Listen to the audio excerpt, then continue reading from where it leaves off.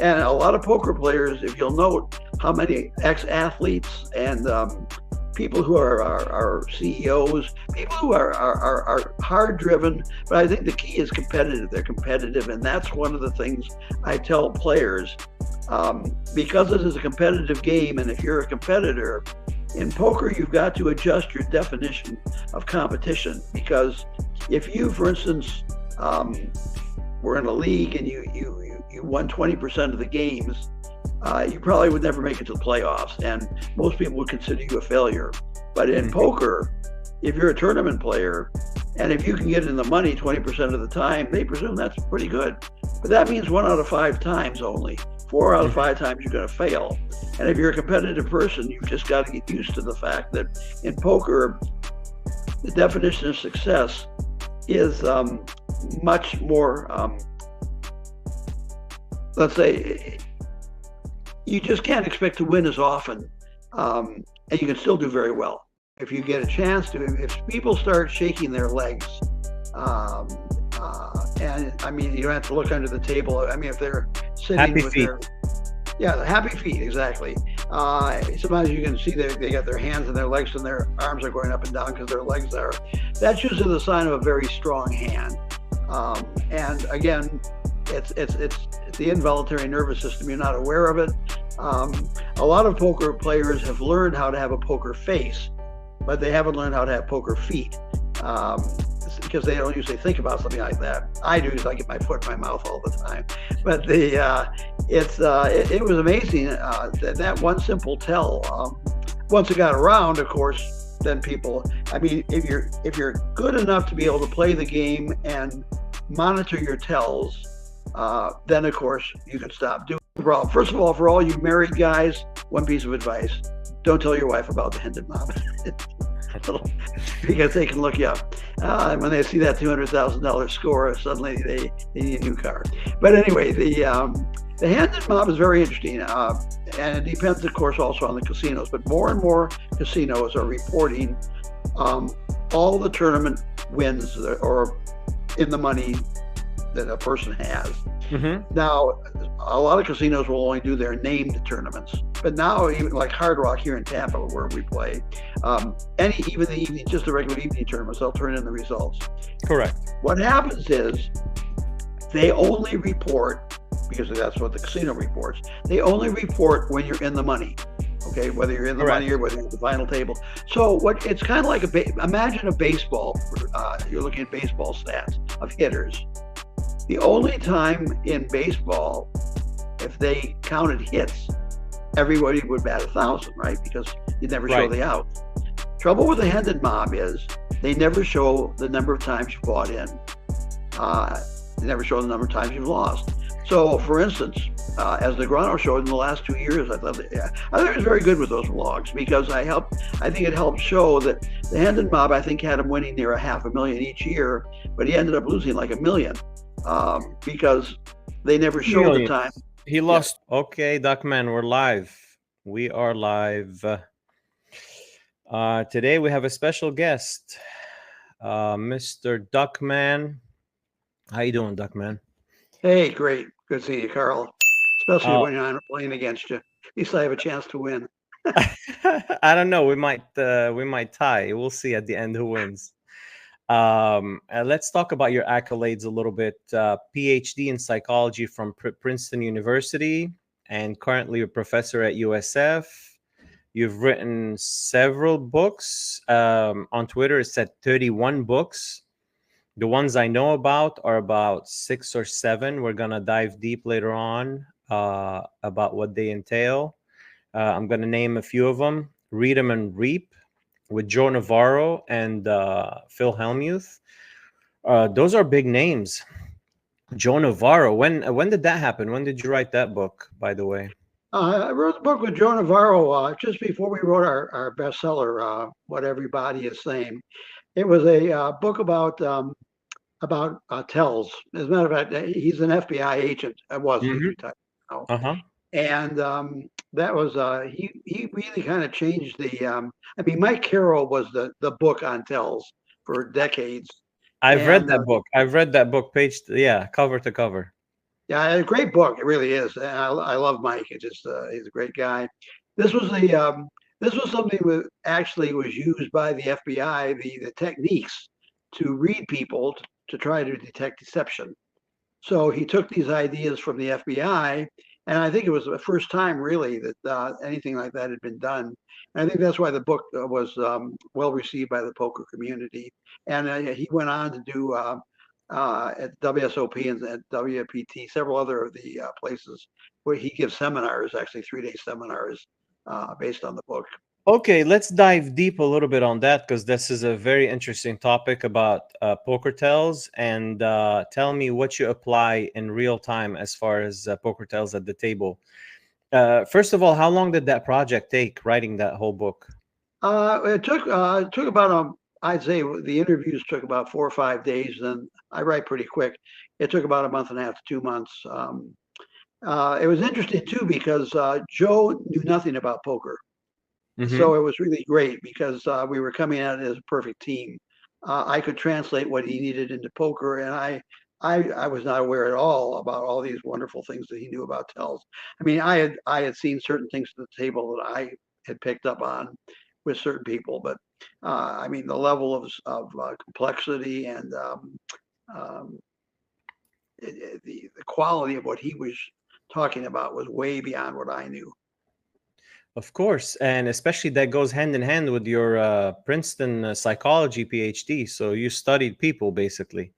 Yeah. Okay, tell us, if we want to go in detail, what are the things that you learned from Joe, and what are the things that you actually apply and learned from the tables? First of all, what are the things that he mentioned in the book as far as He tells? went through it literally the whole body. I mean, it was interesting. One of the tells that people don't pick up on normally, it was one of the ones that several of the people who'd read the book commented they made a lot of money off of, was to, if you get a chance to, if people start shaking their legs, um, and I mean, you don't have to look under the table. I mean, if they're sitting Happy with feet. their, yeah, happy feet, exactly. Sometimes you can see they got their hands and their legs and their arms are going up and down because their legs are. That's usually the sign of a very strong hand. And again, it's the involuntary nervous system. You're not aware of it. A lot of poker players have learned how to have a poker face, but they haven't learned how to have poker feet. Um, because they don't usually think about something like that. I do, is I get my foot in my mouth all the time. But it was amazing that one simple tell. Once it got around, of course, then people. I mean, if you're good enough to be able to play the game and monitor your tells, then of course you can stop doing it. But it's very difficult to be able to handle all of the tells.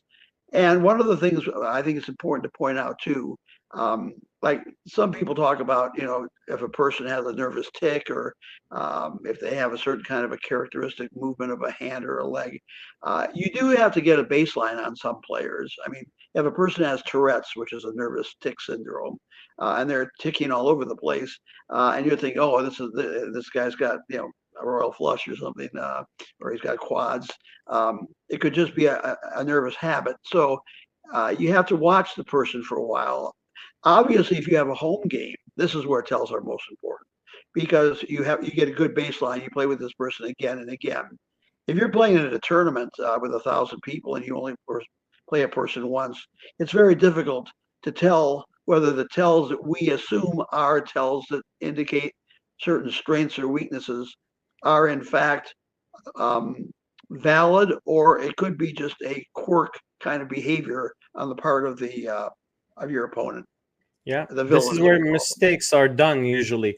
Let's say you're sitting at the table, you with your expert eye. What are you exactly looking for besides feet? Like, let's say I'm sitting across from the table. What are you looking at to get a tell if I'm strong or weak? I'm looking Besides, at I'm looking at to see I'm looking to see whether you're looking for your chips. I'm looking to see whether or not you're leaning back from the hand or leaning in. I'm looking to see whether you're protecting your cards more.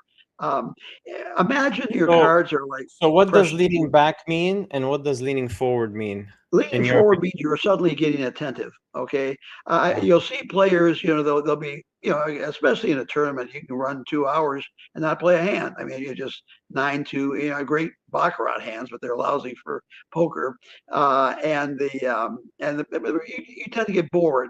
And then all of a sudden, you see an ace king or an ace ace or one of the five best hands, and before the flop, and all of a sudden you notice the person start. It doesn't have to be like he pulls his chair and he gets right at the cards, but it could be a subtle movement of interest, a show of interest. All of a Mm-hmm. sudden, and you'll notice that he kind of like protects the cards, because again, remember, they're valuable to him.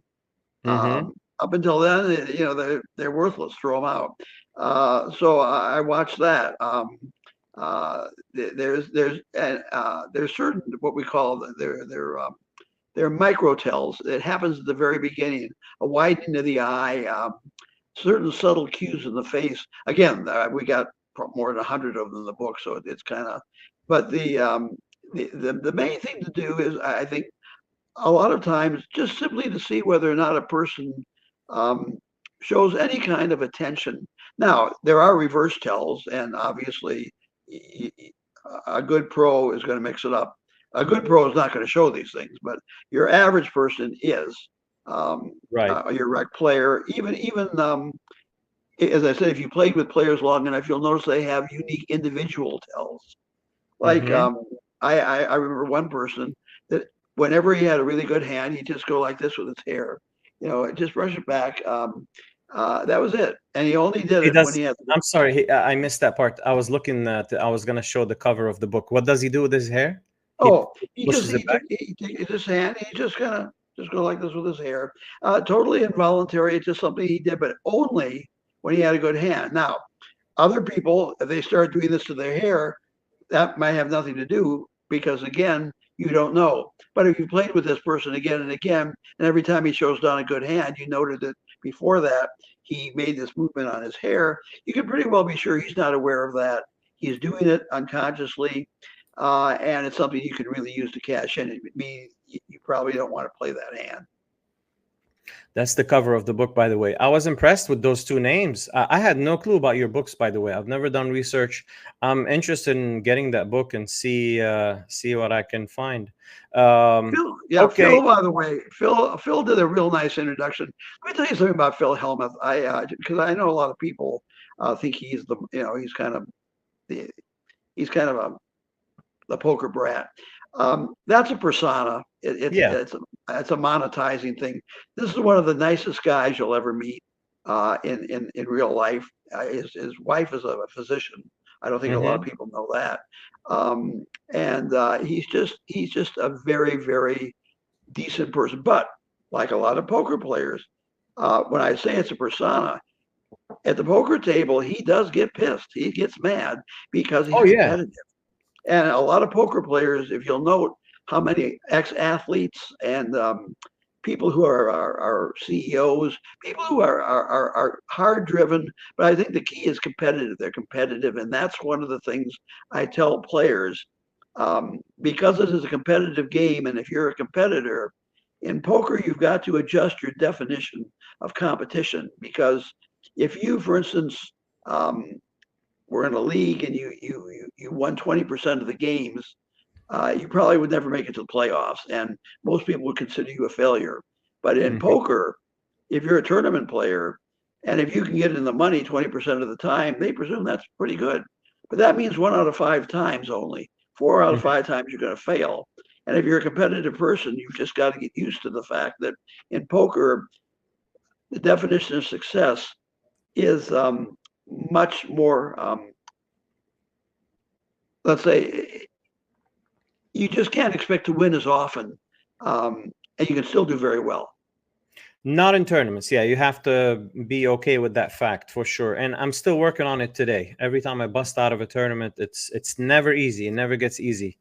Even you see Negreanu last time, I showed a little clip of him walking out of the WSOP. He was playing an event, fresh from the bust out. He gets the camera out because he's vlogging his whole Yeah, journey. So right yeah, when he fires the camera up and a fan walks up to him and he wants to take a picture, and he's like, "Now, buddy, now you want to take a picture?" And he goes off on him. And he actually was nice enough, I don't know if that's the word, nice enough, to show it in his vlog, him reacting in just being pissed post bust out. So my whole point is, somebody like Negreanu that's done it like a million times, busting out of a tournament, it's still not easy for him. So it never gets easy. No, and I'll tell you from my own point of view, this is one of the ways I know that, although I don't think I'll ever be what you would really consider the true professional poker player, because I've seen these guys, they'll bust out of one tournament and then they'll go directly into another one. To me, I mean, I am just so devastated from losing in the tournament I'm in. I just want to go home and at least take a day or two. And if I lose 3 or 4 tournaments, I want to take a week or two. I just feel crushed. And the tournament player just has to recognize that, the more you play, the more chance you have to win. And of course, a lot of these players, I mean, he entered Negreanu, I think his record was, like 40 times in a $1,000 tournament at the WSOP, and he didn't even make the money. But he's probably paid to just appear. But I still, for me, losing a tournament is it's still a very, very difficult experience to then just get up and say, okay, let's go to the next one. It is. All right, Duckman, let's move on. We have a lot of topics. The second book, so Read 'em and Reap, I'm definitely interested in that book. How many copies have you sold, roughly? You can share. I don't know. It's sold, I think it's well over 20,000.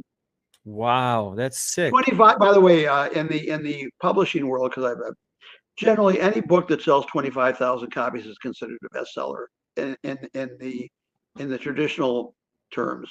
The average book in the United States sells 26 copies. Wow. Especially these days, with everything electronic and people don't have the attention span to read a book. Anyway, so A Chip and a Prayer, what is that book about? That was my own book. I was very pleased with that book. That was my story of chasing my dream to the main event. So I played a full schedule. I drove out to Vegas, got a house, and played the. I think I played like 20 events, and kept track of everything. Talked about all the things that happened. As you might guess, I ended up the season like Negreanu in his vlog, losing on Hendon Mob. It'll show me as a winner, but that's one of the problems with Hendon Mob. They don't count the strikeouts. But let's talk about, this is one of the topics that you wanted to discuss. Let's discuss this topic, the topic of Hendon Mob. How did it show that you're a winner on Hendon Mob? Well, here's the problem with it. Here's the problem. First of all, for all you married guys, one piece of advice: don't tell your wife about the Hendon Mob. Because they can look you up. When they see that $200,000 score, suddenly they need a new car. But anyway, the Hendon Mob is very interesting, and it depends, of course, also on the casinos. But more and more casinos are reporting all the tournament wins or in the money that a person has. Mm-hmm. Now, a lot of casinos will only do their named tournaments, but now even like Hard Rock here in Tampa, where we play, even the evening, just the regular evening tournaments, they'll turn in the results. Correct. What happens is they only report, because that's what the casino reports, they only report when you're in the money. Okay, whether you're in the money or whether you're at the final table. So it's kind of like imagine a baseball. You're looking at baseball stats of hitters. The only time in baseball, if they counted hits, everybody would bat 1,000, right? Because you never show the outs. Trouble with the Hendon Mob is they never show the number of times you bought in. They never show the number of times you've lost.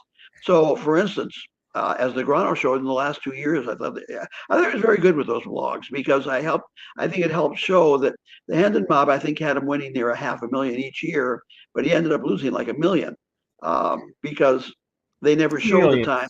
He lost 2 million.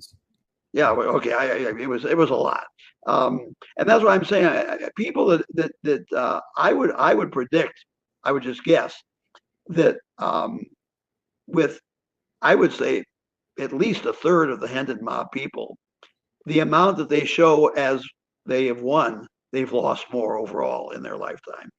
Okay, this is my 2 cents about Hendon Mob, and this is it's pretty simple, really.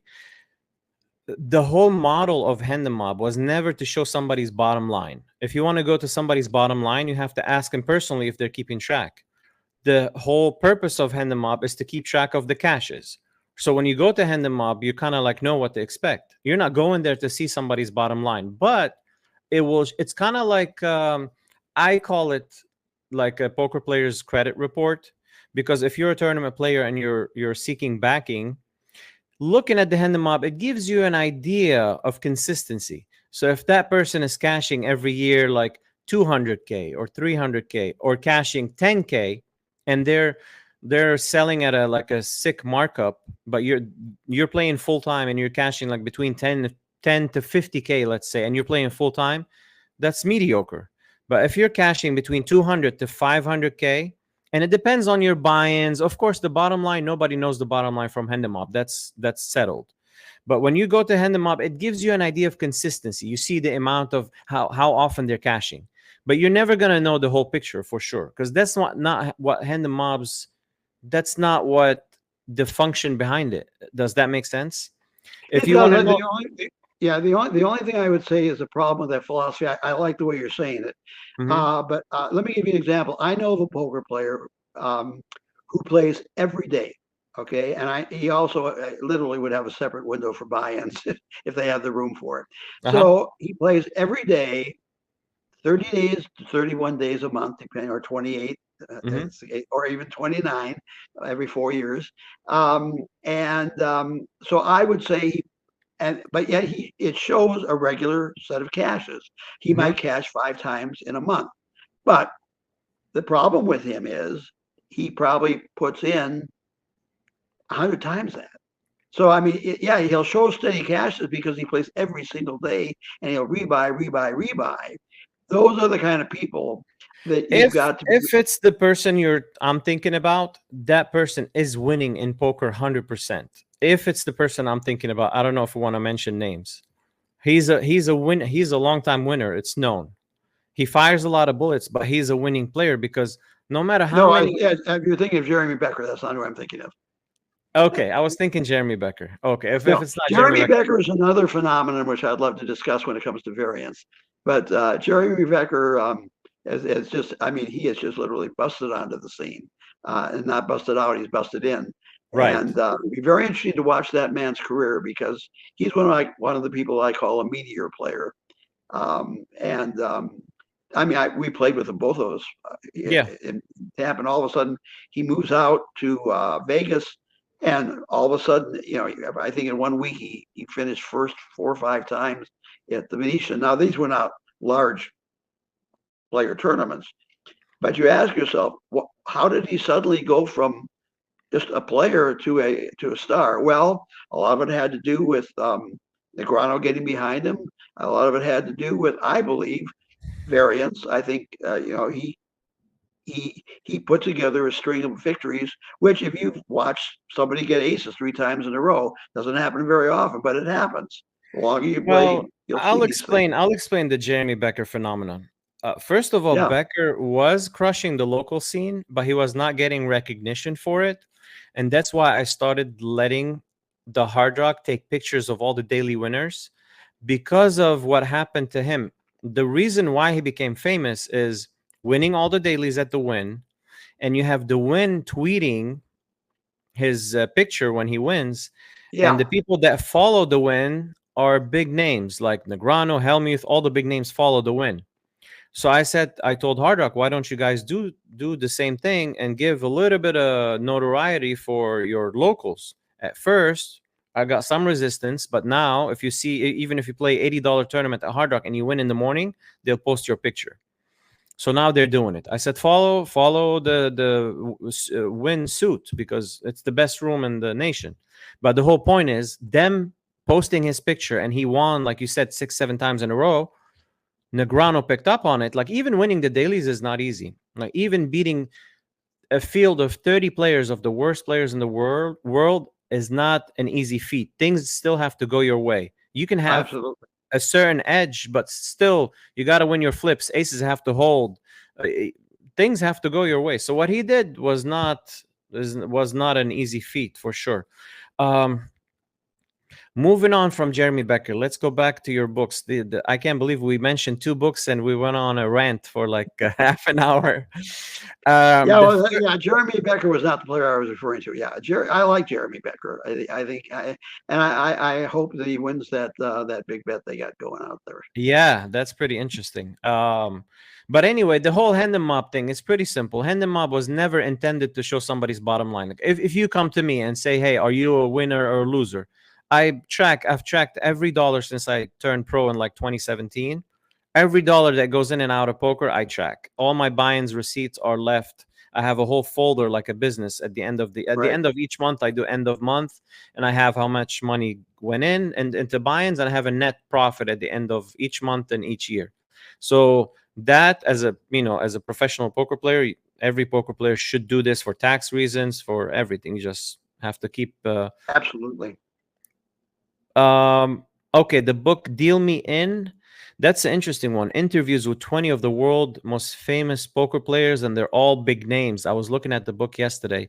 Tell us a little bit about this, and how did you get a hold of all these names? Phil Hellmuth asked us to write that book. As a matter of fact, for a while, Phil had his own publishing house. So we did that for Phil. There was a man by the name of John that I co-edited with. We both interviewed 10 of the, at that stage, the world's best players. 1 or 2 of them turned out to be a little bit questionable, like Howard Lederer, unfortunately. I think they got the pictures of a lot of them on the front of the book. But these were the people in the day. They're somewhere between old school and new school. I think this book came out about 20 years ago, 15 years ago. I don't know what the pub date on it was. But it was fascinating. One thing I did learn from that, by the way, in the 10 interviews I did, every single one of the pros that I talked to said they had gone bankrupt at least once, and they'd lost everything playing poker. Sure. And these were very successful poker players, which is, again, a message to startup poker players. You got to be ready for that variance. That roller coaster is built into the game.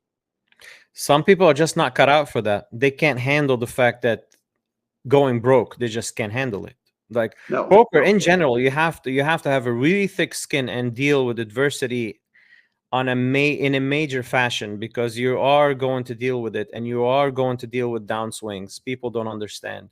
2 things the poker players take lightly: variance. They don't understand that when they're winning, they think they're doing everything. Ask any player when they win a tournament, they'll be like, "Man, I played my best poker." They don't know that they've sucked out on people 3-4 times in a major pots and during the tournament.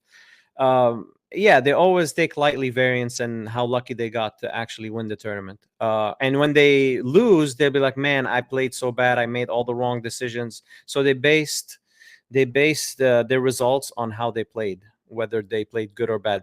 Duckman, the second picture next, I don't know if you're seeing the picture I shared on the screen. Yeah, I can't see that. Let me see if I can see that with my glasses on. The second one next to Doyle, the guy, is that a guy or a girl? Is that, who is that player? I honestly don't know who that is. That might have been one of the 10 he interviewed. Okay, because I know Doyle. I see Tom Dwan. I see the Prince of Poker. What's his name? Baby, the Asian guy. Forgot his name. I see Poker Jesus, and Chris Ferguson before he cut up people with cards. Chris Ferguson, and then I see Negreanu, Phil Hellmuth, and the second one from the right. I'm sure people, when they watch it, they'll recognize who that is, because the picture is not clear. I think they got all the names inside the front cover of the thing. I'm sure. Yeah. Oh, by the way, one thing I'd add to what you said earlier too, when we talk about variance, one thing that the game of poker has taught me, and I think it's one of the most valuable lessons. I wish there was another way to do it, but as well, it teaches you humility, real humility. Anybody that's played poker, if they haven't learned humility, they haven't played poker. Oh yeah, it will humble. You can't be too cocky in poker for sure. It will humble. It humbled us all for sure. It never gets easy. I was saying it a couple days ago. Like in basketball and tennis, you get to a point where like the game becomes easy. Poker is never easy. You always have to be humble at the table. Even if you're playing the worst players, you have to be on your A game, or else the game will pass you for sure. The other book is I'm All In, the autobiography of Lyle Berman, founder of the WPT. Oh, he's the founder of WPT, a WSOP bracelet winner, one-time owner of the the casino in Vegas. Yeah, I used to. Yeah, that was he back in the old Bob Stupak days. When it was called the Stratosphere. Lyle Berman was a entrepreneur that we grew up as friends, a block and a half away from each other in Minneapolis. Lyle was in the his father was in the leather business. He was he actually got beaver pelts, and back in the day, these were we're talking about 1910, 1920. Lyle was born same year I was, 41, and he expanded his dad's business. He sponsored things like the Rainforest Cafe. I'm sure most of you have heard of that. But what he did for poker, he did two main things.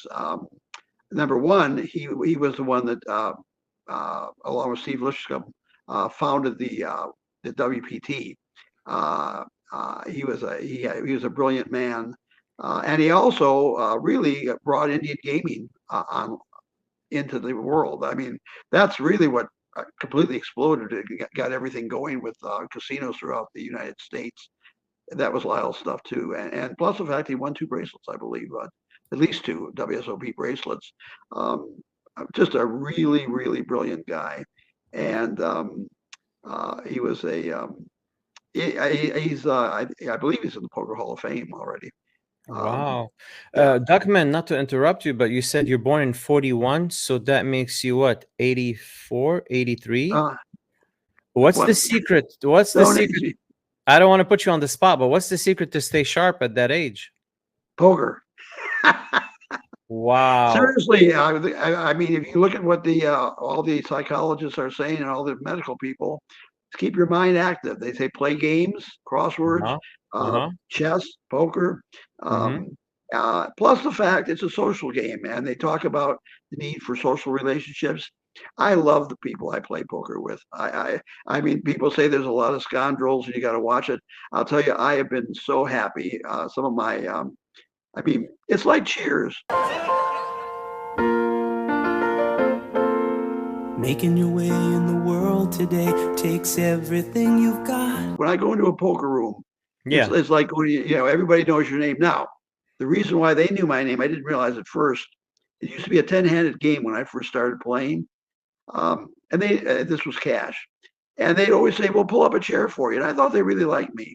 Well, they did like me, but they like my money more. It took me about a year to realize when I was giving out everybody extra money at Christmas in their 1099 forms that if You you want to realize make poker friends, be a big fish. wow. Max Payne, Duckman, Max Payne. So, do you take any cognitive supplements or anything, or nothing? No, nothing. No, nothing. Nothing. Well, I take insults well. That's a good supplement. Will keep you sharp. You also wrote general gaming books, including Psyching Out Vegas, and this is the one I'm interested. The book, it says the book casino managers fear the most. Why Yeah, would that was really managers? this actually, the Psyching Out Vegas was in its time. It was published in 1981. It was the first real psychological analysis of casino tricks, how they Uh-huh. get you to play more, and that's why the casino managers were unhappy. And we have seen that there's so many things that casinos can do that you're not aware of. And at that time, we're talking about what, 80, 40 years ago. Uh-huh. Nowadays, a lot more people are into this, but I was pleased with that book because this was not information that was commonly known to the player. How did So you now do we've gone all. research? I'm Uh, sorry, go ahead. no, How no, did you do research? reading articles, personal experiences, talking with other players, um, and that's where I mean this has developed out till now. We see the exact opposite. We've gone from the naive player who walks into a casino doesn't know what edges they have to the advantage players. I think the most significant one, of course, was the whole blackjack issue when they finally found that you could actually beat the game. So it's yeah, there's a lot of psych. Even the carpet colors, the air they pump in, the air conditioning. Ever wondered at the Hard Rock why it's so cold? You know what? I watched the show. A guy, he's pretty interesting. I forgot what the show was called. The guy goes into one of the casinos in Vegas, and one of the things that it's the owner of the casino. He said, "No, we don't pump oxygen into the air." The rest is true as far as right angles. You know that casinos don't have right angles because he said if you take a right angle, you're making like a decision like so they don't want you to make any decisions while you're there. No exit signs, no right angles, no clocks, no daylight. Everything is there's no windows. What else can you share about what the casinos do to keep us in? Besides the cold room. I mean, even things like where the bathrooms are located become critical. You know, you got to walk through a lot of places to get there. The way the tables are placed. The other thing that they do is and this is where the players are at fault. They constantly will press the edge. Like for instance, I have sat in Vegas and with two roulette tables right next to each other. One is a 00, which is the traditional American roulette wheel, which has a pretty good edge against you. I think it's 5 point something. And then there's right next to it 000, which gives you another 2.5% to the casino. And people will be playing both of them. And there's room at either table to move to.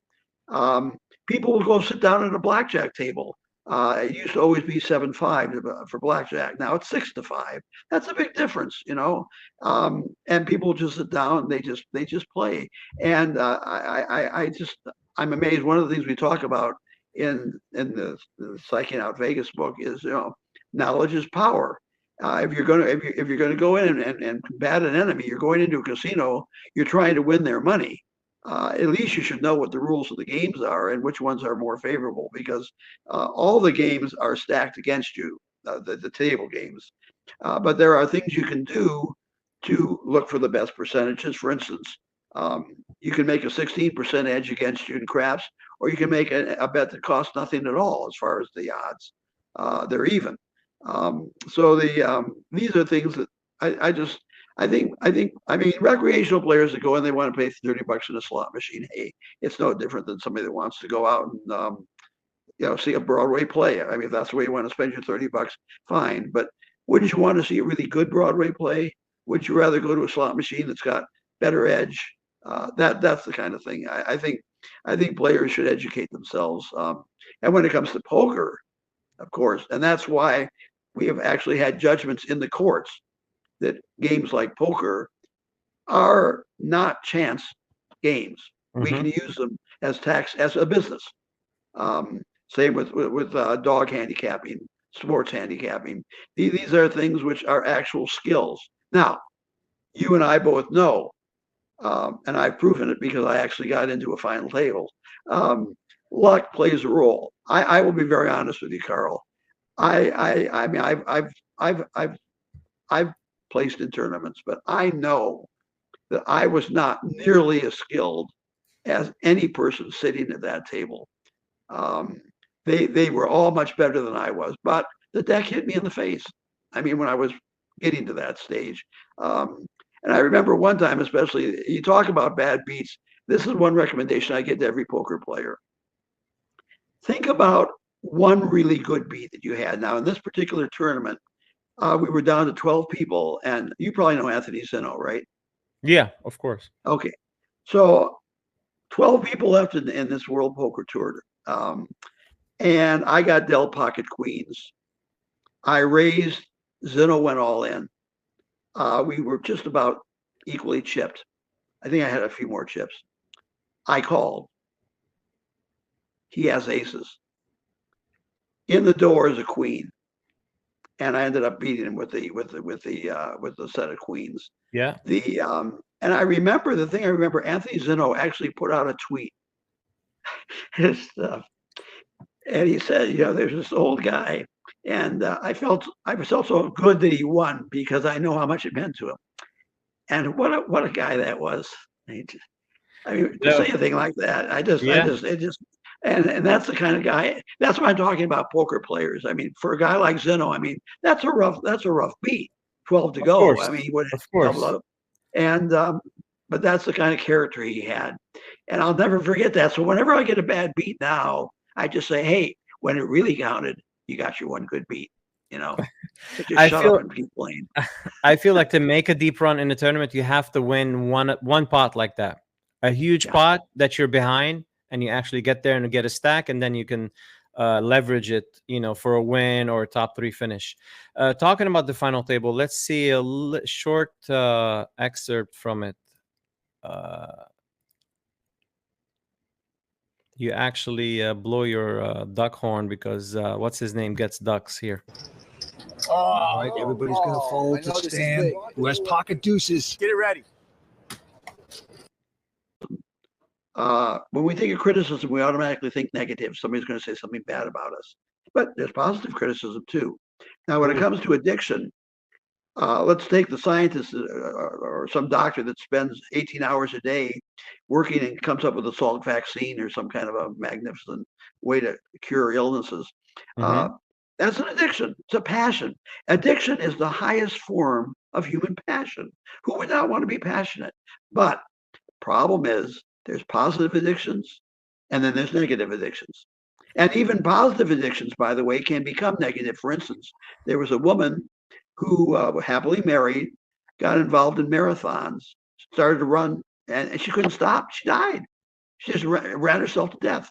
So, I mean, what I'm saying is, if you've got an addictive personality, which I do, you have to learn that if you're going to get involved in things that you are passionate about, you've got to set controls.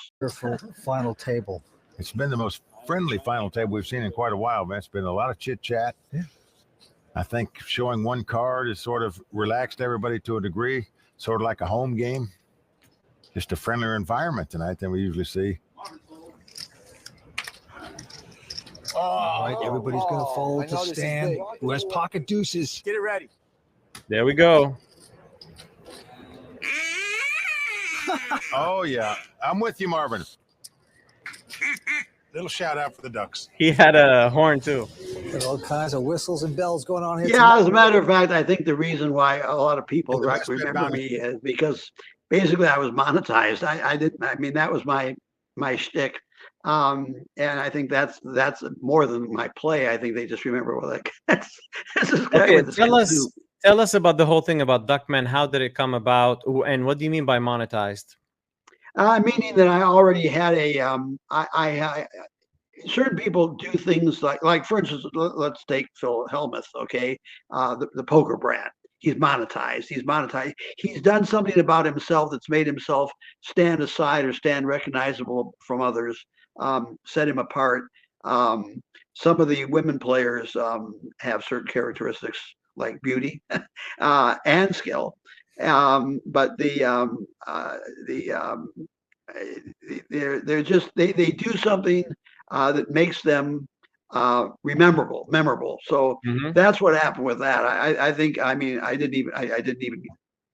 finished in 4th place.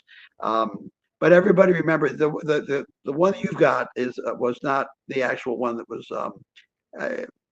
later on. We can talk about this in editing, but there's a 41-second clip where Mike Sexton is actually announcing it. But it's that was what, so people always remember, hey, that was the Duckman. And now whenever I play poker, whether it be cash or tournaments, whenever I lose to deuces or I win with deuces, I toot the horn. And I have people from across the room come up and say, hey, I got trip deuces, or I got quads, and I got to go blow the horn for them too. And by the way, it's not a kazoo. I paid $41 for it at the Pro Bass shops. It's a true duck call. So tell us how it came about. How did the whole thing start? Well, I like underdogs, and a deuce in craps is called a duck, just as it is in poker, deuce. And I don't know why, but in craps, I always just like the hard 4. double deuce. And so every time it was when a person hit a hard 4, they said ducks go to the water 2 by 2. So I became the Duckman. And I also like pocket twos because they're the underdog. They're the weakest hand of pairs. But so it's kind of like I just enjoy them. I enjoy them because I started with craps, and then you took it to poker. Poker. Yeah, as a matter of fact, it's interesting. In my younger years, I was a really degenerate gambler, bad, and craps was my game, and it just, I mean, you're just not going to win at it. So poker became my methadone. It was something I could go to, which still gave me the thrill, but also gave me a chance, and my money went further. And I had all the social aspects of craps because there were still people around, and it was a lot of fun. Okay, since you mentioned this topic, let's dive deep. First of all, your PhD in psychology. Tell us a little bit about the psychology of gamblers and how hard. Let's dive deep on this subject first. The psychology of gamblers. Where does the gambling, is it a gene? Is it genetic? Is it chasing thrills? Where does that fall? Well, it's interesting. They've actually, the American Psychiatric Association actually has a list of mental problems, and gambling got put in there a few years back. We're studying it. One of the things that they believe is that it could be multi-generational. In other words, skipping generations. Now, my grandfather had a beautiful house, big boat on a canal in Boca Raton. Very, very rich man, lost it all on horse racing. This was back a long, long time ago. My mother, on the other hand, his daughter, hated gambling. But the first time I ever walked into a casino, was hooked. So I do believe there is some wiring involved in this. I mean, there is some mental. It's just like some people have a taste for cigarettes. Some people have a taste for sugar. I think we will discover. I mean, obviously, it releases certain pleasure. I mean, it's where serotonin or what dopamine. It does. Gambling does for me what drugs does for other people that are addicted to them. Well, there are the people brain. I think the response in the brain is the same. It's different. Yeah. It's a different stimulus, but this different stimulus, but the response is the same. Yeah. So how did you beat that addiction of craps and table games and stuff, and you shifted? I've never beaten it. It's like an alcoholic that it's been, they say once you're an alcoholic, you're always an alcoholic. What I've done is I have learned to moderate.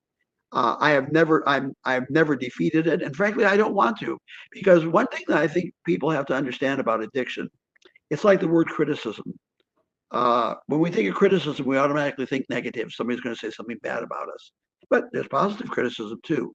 Now, when it comes to addiction, let's take the scientist or some doctor that spends 18 hours a day working and comes up with a Salk vaccine or some kind of a magnificent way to cure illnesses. That's an addiction. It's a passion. Addiction is the highest form of human passion. Who would not want to be passionate? But the problem is there's positive addictions and then there's negative addictions. And even positive addictions, by the way, can become negative. For instance, there was a woman who happily married, got involved in marathons, started to run, and she couldn't stop. She died. She just ran herself to death. So, I mean, what I'm saying is, if you've got an addictive personality, which I do, you have to learn that if you're going to get involved in things that you are passionate about, you've got to set controls. And I'm still doing that. I'm still learning that. I have not mastered it. I still know. I mean, I'm going out. Look, I'm going out and I'm going to play the main event this year. That's a very nice perspective, the way you put it.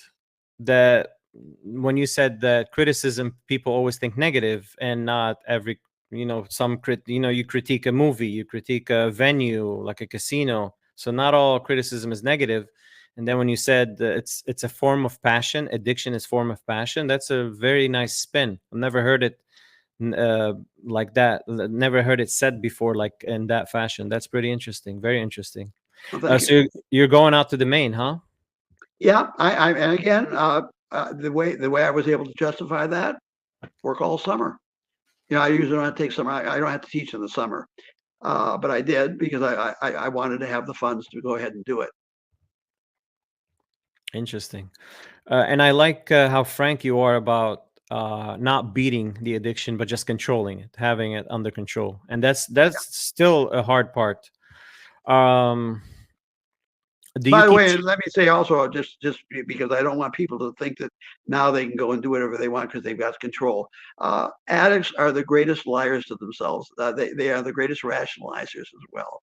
And I know in my own heart that that I always have to be as honest as I can with myself, because that monkey on your back, it's always there. You always have to be aware that you're just one step away from losing control.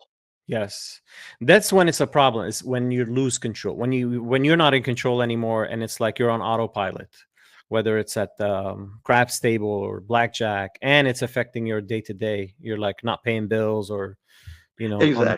Exactly. That was pretty interesting, Duckman. Very nice take. So that's the book. The Manager's Fears the Most. Okay. How about if you go back? Let's go back to how you started with poker. I should have started this whole podcast with that, but I skipped that part. But what year and did the table games precede poker, or poker preceded table games? What year did that come about?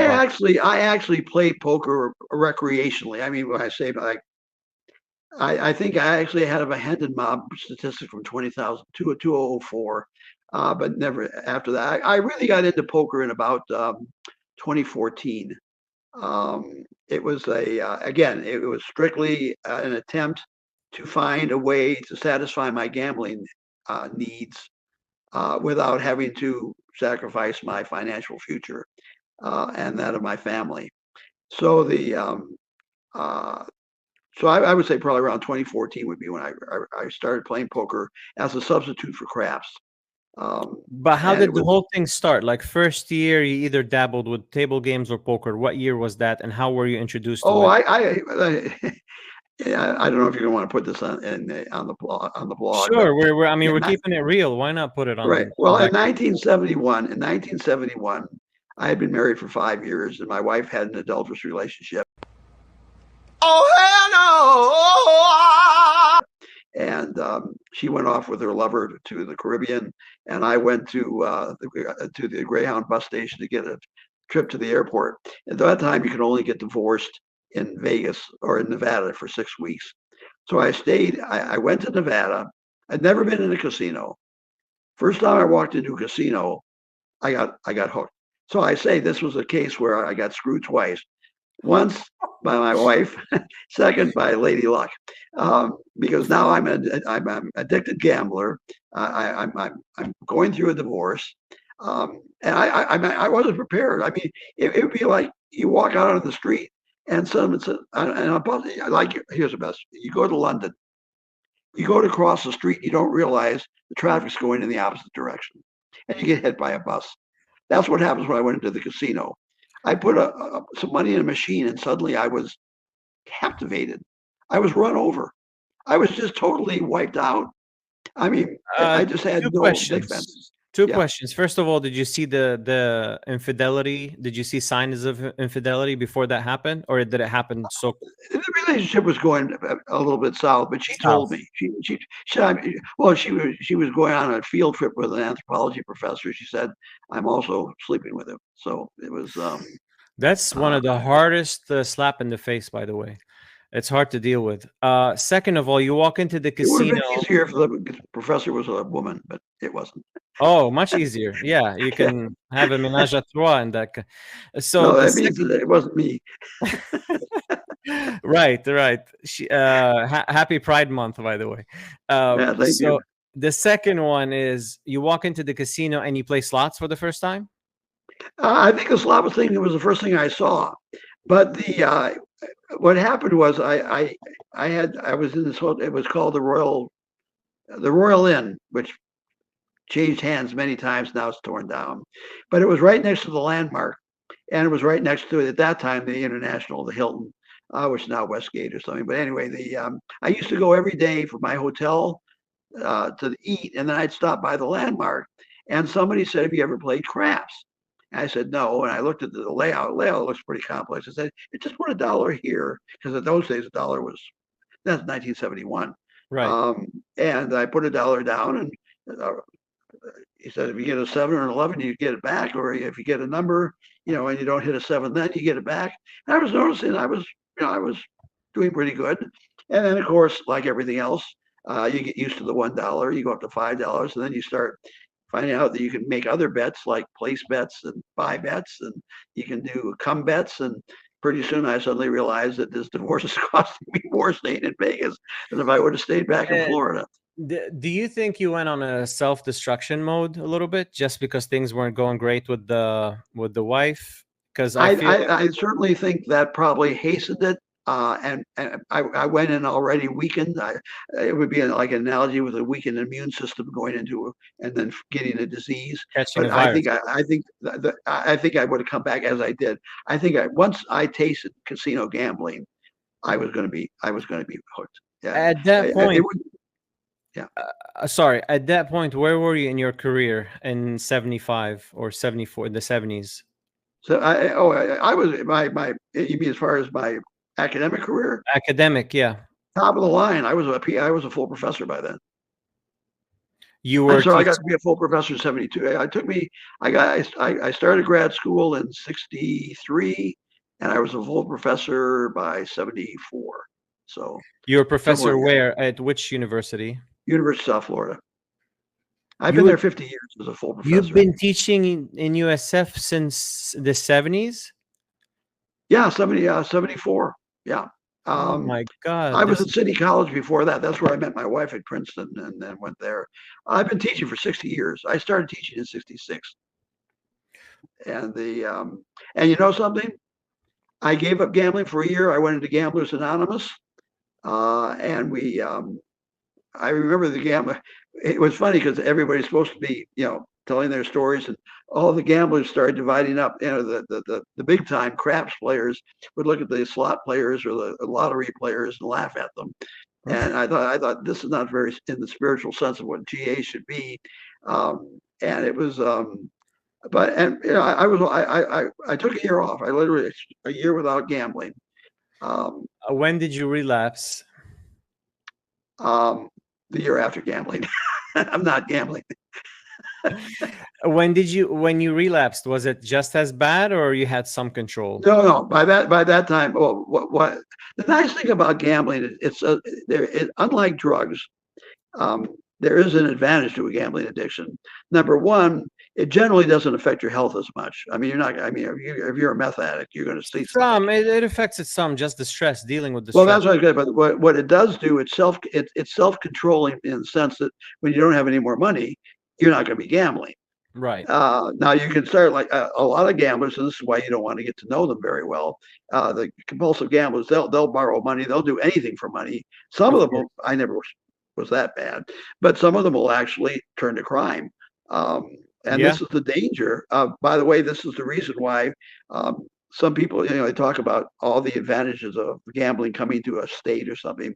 There was a study done a while back where they showed that for every dollar of tax money that you gained from gambling, you lost $3 in social services and all the, the divorces and bankruptcies and all the things that went with it. Yeah, of course, it does destroy societies. Let's take a look at your Hendon Mob, since you mentioned Hendon Mob, and see your first recorded score. I think it would be in 2004. That was just correct. Freaky.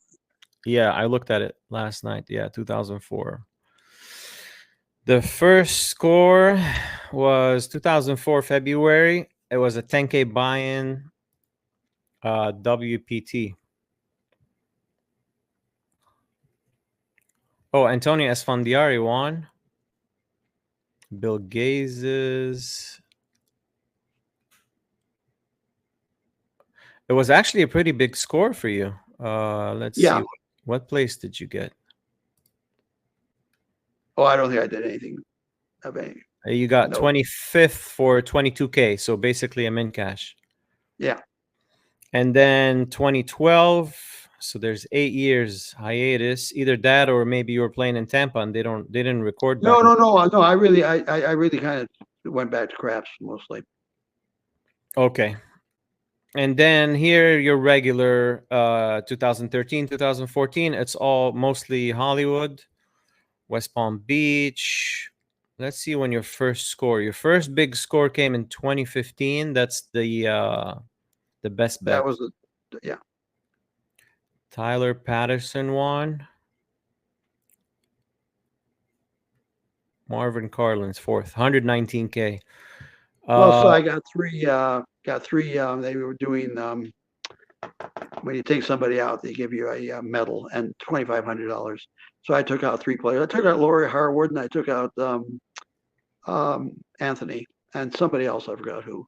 I see Lonnie Harwood the 9th and Anthony Zino 12th. That's the she was unlucky. I got in with her. I had kings and she had jacks. And then my final hand in that, I had jacks and what's the name? Had queens. So it's then it's you're playing WSOP. This is 2022. You have a bunch of scores in WSOP. So you're steady through the years. 375K total. What was the dream with poker? Did you ever consider going pro? Did that thought cross your mind? Actually, technically, I am professional in the sense that it is a business expense for me, because when I take my tournament losses and I can assess them against any wins. That's another thing we could talk about. What is a professional? To me, let's talk about that. What do you think? What it takes to be a professional poker player? Oh wow, okay, that's a great topic, by the way. And first of all, I think Mike Sexton. I don't know if you ever read his book. It's called "Life's a Gamble." By the way, Mike Sexton was one of the greatest poker ambassadors we've ever had, and he was a good player too. I mean, he won a WPT. And, but he said in his book, he said, if you don't love poker as a game, you'll never make it as a professional, because it demands too much. If you don't love it, if you just want to get in, you can make money a lot easier. To me, a professional is somebody who plays poker full time, or at least plays enough so that you consider that not just it's a pastime, a recreation. I also would like to think of somebody that actually does it for a full living, and it's somebody who is good at it. Now, I have only one definition of good, because let me put it this way. The beautiful thing, the reason why we have 10,000 people buying into the WSOP, and the reason why we have millions of people making poker our most popular gambling game in the world, is because and I know that luck plays a factor. Of course. Anybody with a basic knowledge of poker can go deep in a tournament. They can even win one. But to me, the measure of a poker professional is that when they turn over their hand against an opponent, their hand is better than the other person's. Now, if the other person sucks out on them, well, that's the luck factor. But I think that's the only way you can call somebody a professional, if they're consistently getting it in good. Because otherwise they're just getting in lucky. I don't consider myself. I mean, poker has changed so much in the last 30 years. I mean, you go to the old school people; they didn't think about ranges. Maybe they had some inherent skill that they had learned from the sense of you just get a sense from playing for a long time. But they weren't looking at ranges. They weren't looking at implied odds and reverse. And they were looking at all the charts for that's my next question. That's my next question for you is how much study have you done in the past, and what are you doing now to stay relevant? But let's keep on the topic of what it takes to be professional. So you're saying basically making the right decision over and over and over consistently. Right. It also I think the other thing a professional has to realize is that they have to be able to not only beat the game, they have to beat the rake, they have to beat the tips, they have to beat their opponents, they have to have the money, so they don't have a monthly nut that's really big. Like for instance, if you're married and you got a family, that's one thing. If you're single, if you're living in an apartment or you live with several other poker players and you can keep your rent low or the house payment low, that's another fact. Bankroll management is a big part of it, and then there's the leaks. It's very difficult, especially for guys. I don't know about the female poker players, but I mean, when I go to Vegas or I go to a place, I mean, look, they got sports, they've got gambling of other types, which are mathematically impossible to beat. They've got wonderful restaurants. They've got, chance for companionship if you're single. I mean, there's a lot of ways you can spend money besides poker. And you're living like you're supposed to live like a high roller. So, it's very difficult to maintain control over yourself, your game, your bankroll, the temptations that are facing you, the natural costs of the game, the fact that you're going to lose more than you're going to win, as far as the poker itself, not necessarily the profit. These are all things that make a professional, and it's just. I'll tell you one story that I think you might like.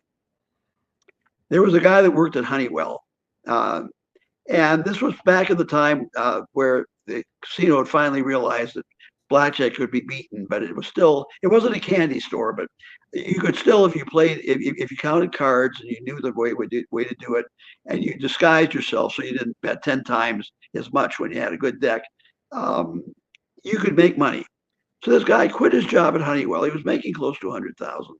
Went out to Vegas, and we saw him about a year later, and we asked him how he was doing, and he said, "Oh, it's great. I go 6 days a week, play 10 hours a day.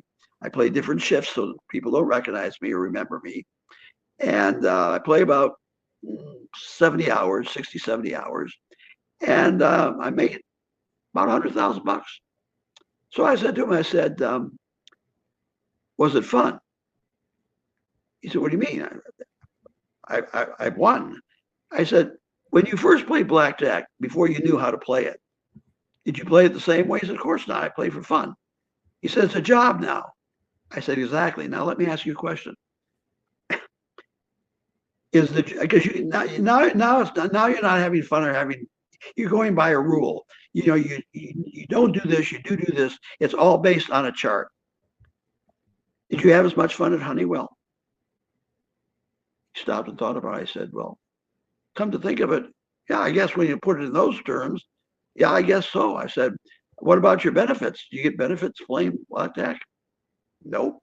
No insurance, right? No health insurance, no nothing. No retirement, no pension, right? I said, "Do you really think you made the right decision?" Guy left Vegas and went back to Honeywell, or I don't know if he went back, but he went back he was an engineer. He went back there, and he realized, it was no longer. I mean, a person wants to just go in and get a thrill, and by the way, that's what poker is. Every time you get a new hand, it could be aces. I mean, half a minute or 1 minute, every life, it's a new life. Every hand is a new life. If you go in like that, you just don't care, and you're just having fun. There's nothing better. But if you're going to go like it as a job, and you got a hunch, and you don't play the hunch, and you don't sit there watching a TV or playing something on your phone, because you should be watching every other player at that table, and you should know that the last time that person went in, he did this or he did that, or what was his range. These are things that really professional people do, and that blackjack player, he had to be aware of the count at all times. And he wasn't playing a game, he was doing a job. And that's what separated it. let's ask that same question if it's fun or not as far as poker playing. If I ask you, is it more fun being a professor or playing poker professionally if you had the choice? And then we're going to move on to the benefits, the insurance, and all that. What would you choose? Well, okay. If you're not a good poker player, the old joke is don't quit your day job. Okay. And I'm not a good poker player, not by the standards of somebody who wins at it enough to support themselves. So yes, let me say this about why do you think you're not good? Like, what does it take? What do you think you're missing to take it to that next level and be good at poker? Well, for one thing, there might be actually a poker gene. I mean, there might be some people just like certain athletes. I mean, you can be the same size and muscle mass and everything else, but some people have the talent, some people don't. That's a very good point. In everything in life, in every discipline, mechanic, athlete, baseball, basketball, you have natural talent. You have some things built in you, whether it's discipline, psychology, reading people, math, natural knack for the game, patience, like all these things you have to be good at. Some people just are lagging in one thing or another. And in poker, I always say it on the podcast, you have to be good at a bunch of things to be good. Like patience is number one, like bankroll management, like at the table, patience, knowing the game, reading people, knowing the basics. You'll be surprised how many poker players don't have no clue about the basics. They throw the word math out there. I know the math. You ask them a very simple question, they don't know how to answer. Yeah. I asked them a long time ago, a guy said he had some equity in his house. He wanted to sell his house and become a pro. He's like, do you advise it? I said, first thing, you look in the mirror and you ask yourself, are you a winning poker player? Because if you're a losing poker player, I can give you $1 million. You're going to go broke in like 5-6 years down the road. Because if you're losing every year, 100K, because like my buy-ins playing full-time are easily over 100K a year. And I don't play big buy-ins. I'm just playing the dailies, like between 200 to $1,000. My biggest buy-in is like the main event when I go to WSOP, but it adds up to over 100K easily a year. So if you have $1 million, that's like 10 years of losing, you're broke. I say even before 10 years, probably 7-8 years, that guy will go broke. And if you're compulsive, probably 1 year. If you have leaks, less, way less, half that time. So the first thing somebody has to ask themselves, am I winning or am I losing? And it has to be an honest answer. Everything has to be on paper, like how much they're netting a year. You said about somebody earlier that they made 100K playing blackjack. I think 100K is something somebody should aim for, especially in today's economy. I think 100K, you will live comfortably, you'll pay the bills, and you'll have a bankroll to play. That's a nice number to aim for. Well, you're choosing one thing I would say about we're talking about the difference between my job, my day job, and my poker. But one thing I'd say about you, I think, Carl, as I've watched you, and I've watched you for 5 years at least, you to me are the personification of the perfect poker player. And I'm not saying that I'm already on your podcast, so butter me up. So I'll be easy. And I'll tell you why. Because you're a student of the game. And you also, unless I'm wrong, you are single. No, I'm not single. I have a long-time girlfriend. Oh, okay, but you're not. You don't live ostentatiously. Is what I'm saying. You have what I consider a reasonable nut to crack every month. I mean, you're not out there with big cars. You're not traveling all over following the biggest tournaments, because we know that once you hit the road and follow the tours, you're talking already at least 100,000 right there. Not counting the entry fees, just the hotels and all the rest. But I see you out there, and when I think people have the word grinder, just like the word criticism, I think when they hear poker grinder, that's a negative term. That's not a negative term. To me, grinder is the kind of person that is into the game.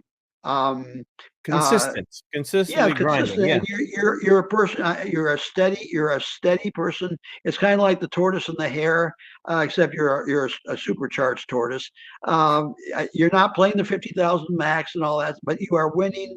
And I've watched you, and I know you. I've talked to other people about you, and everybody holds you up as an example of what would be considered a professional poker player in every good sense of the word. And Thank you. Very nice of you. Yeah, well, it's and I think I think movement into this vlog is a natural outcropping to that, because you love the game, and one of the things when you love something, you want to let other people know about it, and it's just you have something good, and and you've done something good with it, and now you had Tony March on, for instance. Yeah. I think the one thing about Tony March, I know you talked about his book and all that, but I don't know if people realize, but Tony March takes everything he wins and gives it to either Metropolitan Ministries or some charity. You know, now yes, he's got money, but a lot of people have money, and they'll keep the winnings. Let me tell you, this guy, that's the kind of thing you see that a lot in poker. You see a lot of people who are very charitable. Give him And, back. Yeah, give him back. Yeah. Yes. My Not as much as Tony, but yeah. Of course. My whole thing with the podcast was I always felt like I have something to offer. And like, I'm not trying to get rich from the podcast or anything. I know it's not going to blow up, and I'm not going to be the next, what's his name? The guy that's big on YouTube, Mr. Beast. But I just always felt like I can give back to the community. That was the whole point about the podcast. And if I can monetize it, down the road, that would be good too, having like a passive income. Let's move to the topic of rebuy versus freeze outs. That's a topic that you like to discuss. What's your thought on that subject? My thought is this. I understand the need for big guarantees, and I know that attracts a lot of poker players. But to me, a tournament, at least in the sense that we use it, is not a tournament if there are rebuys, or at least it's not a tournament till the rebuys end. Let me give you this example. Put yourself in the Super Bowl, okay? Let's take what do you want? Kansas City versus who at this point? San Francisco again. Okay, so San Francisco. Well, Kansas City. I think Kansas City was a 2-point favorite. Let's say Kansas City gets off. They receive, and they go down the field. They fumble. San Francisco runs it back for a touchdown. Okay, then they kick off, and the receiver drops the ball, and the San Francisco guy is right there and runs it in for another touchdown. It's 14-0 with 3 minutes gone. Okay, all of a sudden, out comes the green flag. Well, we know what a red flag is. It's a challenge flag. But the green flag, what that is Kansas City wants to start the game again. Okay, now let's take a look at tournaments. Okay, I go into a tournament. I get pocket aces on the very first hand. Okay. Somebody puts me all in. I call because I'm never going to have better odds than that. They have kings. And on the river, a king comes. So now I'm down $10,000. All right. But no problem. I pull out my flag, throw it over to Savage or whoever's out there at the WSOP, and say, I want to start again. One thing with this analogy, in the football game, everybody's restarting at 0.0. When you rebuy, you're the only one that's starting at 0.0. It's affecting the whole crowd in the tournament, but not the whole tournament is restarting for everybody. It's only restarting for you. You know what I'm saying? In the football game, everybody just deleted that 15 minutes that just happened, and they're restarting from scratch. So it's affecting everybody. In the tournament, it's affecting everybody indirectly by you re-entering.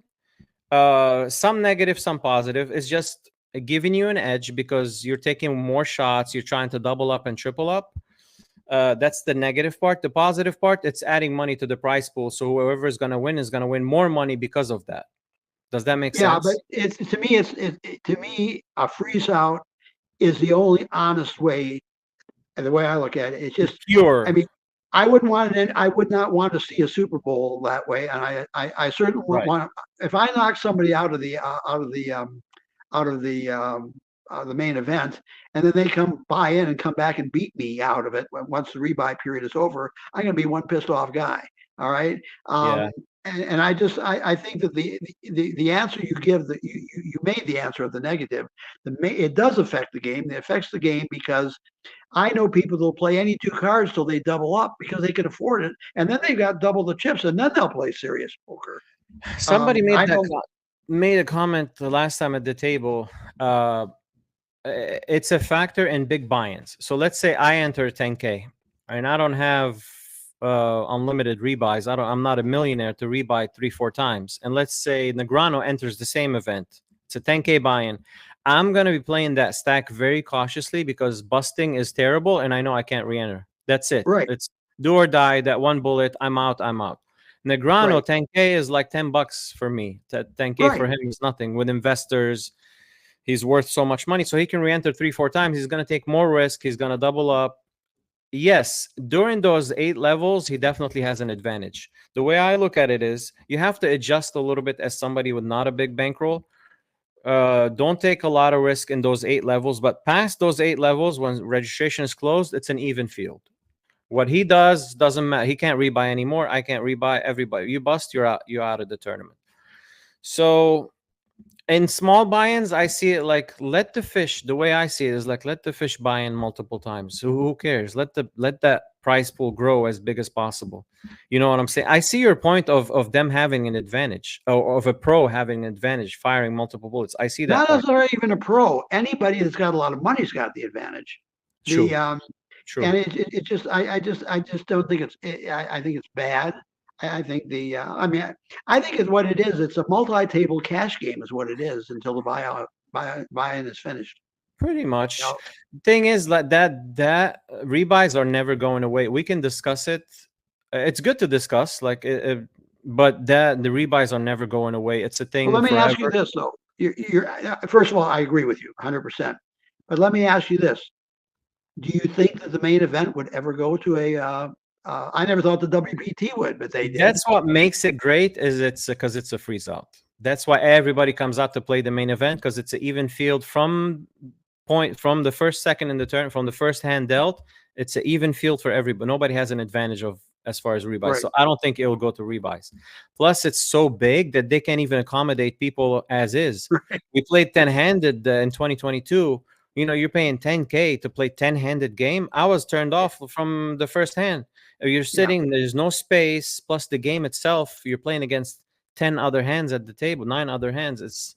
It ruined it really. 10-handed is awful. So imagine if there was rebuys, how they're going to accommodate. They need another casino to accommodate all these people. Because now the 10,000 players are going to rebuy, let's say 2 or 3 times. The entries will be like at 30,000 instead of 10,000. Yeah, they'll never go to multiple buy-ins for sure. Okay, you mentioned something about a hit and run and used a term that I've never heard before, ratholing. Let's talk about that. Even though we're tournament players, we don't know about, we don't deal with that much. Well, actually, there is one kind of one funny story. You got to watch on these tournaments. The Hard Rock put in a rule that if they catch them again, they're banned for life. Sometimes in the tournament, you get a let's say you get to the level where they put in the $25,000 chips. Yeah. And one of the guys in a $100 tournament took a $25,000 chip, put it in his pocket, and then waited till they got to a $1,000 tournament. And at an opportune time, put the $25,000 chip in his stack. The only trouble was they hadn't introduced the $25,000 chips into the tournament yet. He kind of a dumb person doing a dumb thing. But no, rat-holing. What happens? These aren't cash games. It's just an idea that I've dealt with. If you go to a blackjack table and you buy in for $500, okay, and you start playing blackjack. And let's say you get lucky. Let's say you win $250. So now you got $750 out there. All right. So you take $250 off the table, put it in your pocket. That's winnings. You're just going to play your original 500 and see what happens. All of a sudden, a pit boss runs over to you and says, "What are you doing? You can't do that. Take that $250, put it back out on the table." And you ask, "Why is that?" He said, "Because we want a chance to win our money back." Well, that's not going to happen.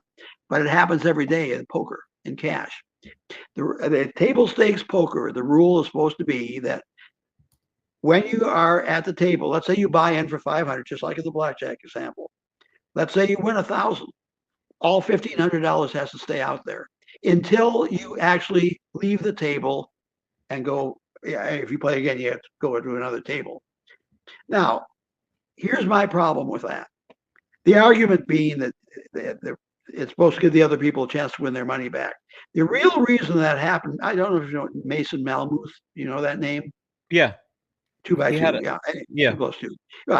He explained in one of his books that the reason that whole rule came about, rat holing, meaning taking chips off the table, putting it in your pocket, was because the casino didn't want their chips going off the table. It had nothing to do with letting the other players try to get the money back. So somewhere along the line, that got distorted. To me, the problem is that if you don't allow people to take their winnings or some of their winnings off the table, it puts them in a position where first of all, they might not be comfortable playing at those stakes that now they have out there. And second of all, they have the chance of any time of getting sucked out on. And I mean, if I've just won $500 and I'm trying to nurse it, and I've got aces, and somebody calls me all in, I'm before the flop, I'm going to call it, and I might get a bad beat and lose all of it. Whereas if I would have been able to put some of my money away and just as I kept winning, putting it in, that's a very good way to bankroll manage. And we're not allowed to do that in cash. Question for you. I had a friend that played the Baccarat at the casino, and he had a system where if he's up a couple $100, he takes it off the table and puts it in his pocket. And the pit boss was like witness to that, and they didn't. It's not like a rule. You can do that in blackjack. In poker, it's frowned upon. You do that, you get kicked out. I don't know what the rule is in Hard Rock, if it's lifetime ban or, but yeah, in poker you can't do it. In blackjack and baccarat, we obviously can because he was doing it. He claimed to be at his system. He got X card from it because I think it showed that he played like, I think to get X card you have to show 100K worth of play. I don't know what advantage he was trying to gain by taking money off. I think he was like trying to hedge his risk. But he took money. My whole point is he took money off the table, and the pit bosses were there. Like he did it. Oh yeah, no, there's no problem. As I'm saying, in the other games they wouldn't do it. You're allowed to take any money off you want, as long as you keep the minimal amount. Oh, you know about that? You're allowed in blackjack and baccarat. You can take money. Oh off yeah, the that's table. the point I was trying to make. It's and it's a good money strategy to use. You don't want to leave too much money out there. You should, as you build your stack, you should be putting a little bit away each time to make sure that. Well, see, that's the other problem. You see, in poker, at any one time, you can lose it all, even though you had the best of it. You're not going to stick all that money out there on a crap blackjack. table. Yeah. You're not going to go all in. Yeah. Right.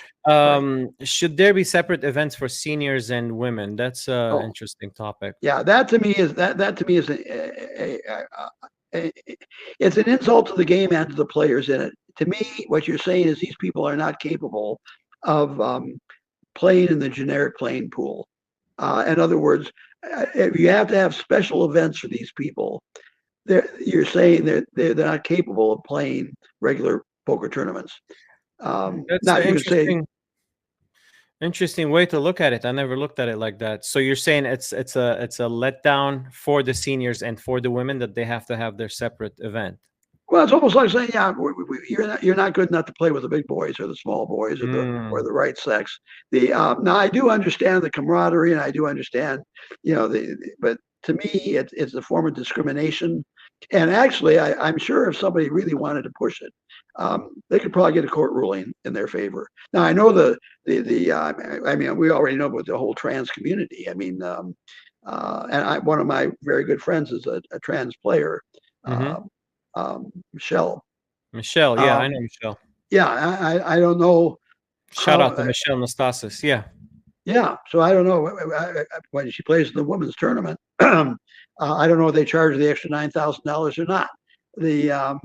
But I mean, it's just the bottom line is that I try to stay out of senior tournaments. I definitely don't go into the women's tournaments, because to me, I want to be in a tournament where everybody has the right to go in, because otherwise it's what it's saying is, it's kind of like, well, it's the same argument they used whenever you give some group a special protection, you're saying, well, like for instance, I mean, let's take the handicap, and that's a justified reason.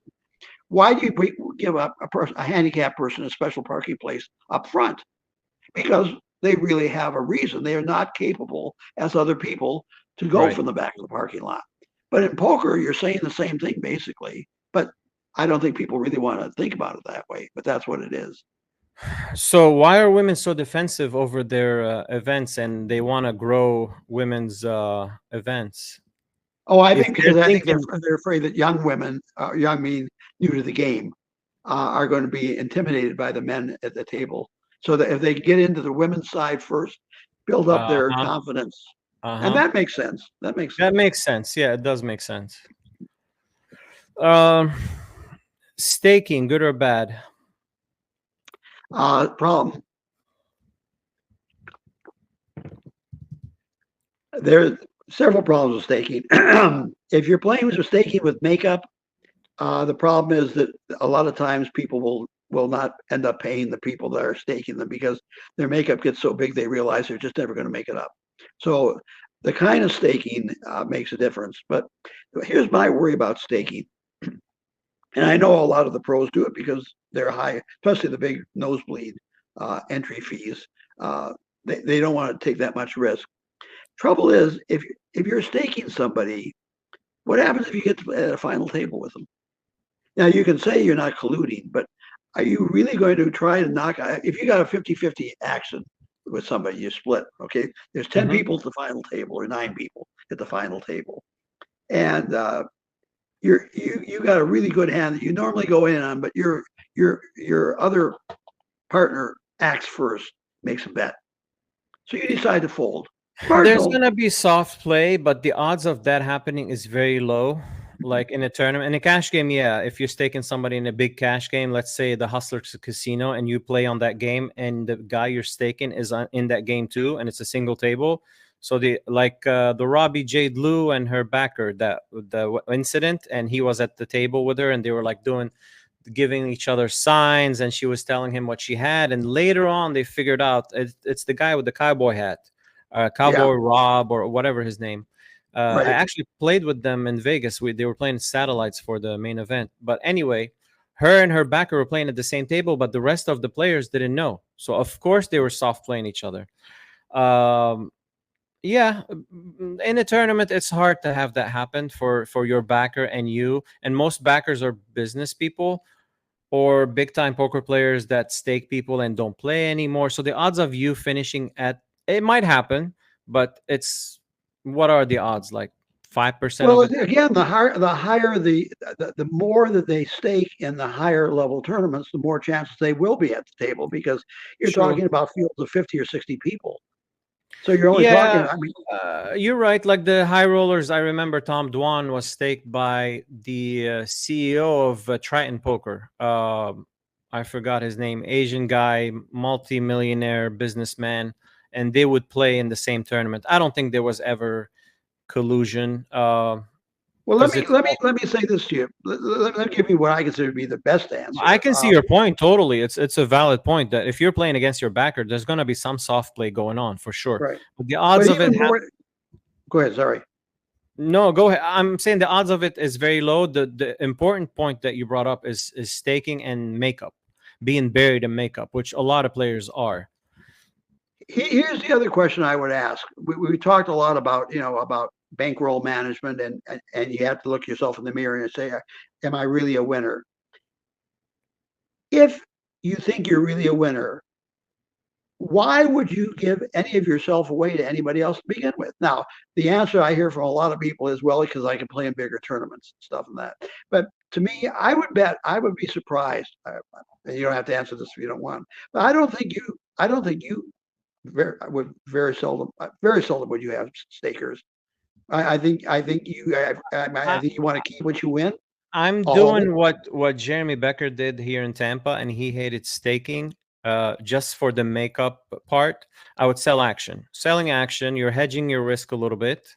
So you're not putting 100% of the buy-ins, and if you win, you're sharing that profit with the backers. But there's no makeup. They're taking the risk with you. Let's say you score 0 in that event or the multiple events you're playing Right. in that package. They're taking that risk with you. So you make 0, they make 0. They're taking the risk, and that's it. The deal is done. With the backer, let's say you're stuck 50K. Let's say in the WSOP, now you have to Right. pay back that 50K. It's a different. So backing and staking, selling action and staking are two different things.